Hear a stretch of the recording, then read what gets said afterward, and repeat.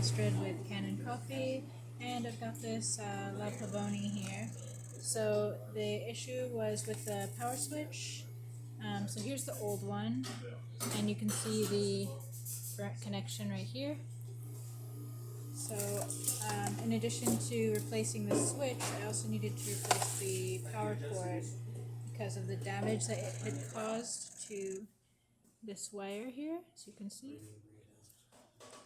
So I've replaced the whole power cord. It was a bit melted right here as well. So I replaced that, and I put a new tray on here. Here's the old one. Just got a little crack in it, so replaced that with a new tray. I also just wiped down the machine really quick. Nothing too crazy, just wiped it down, cleaned up everything. You can see, it's got nice strong steam.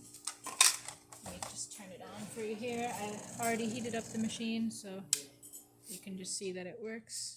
So the light's on, everything's good. And you can see the pressure.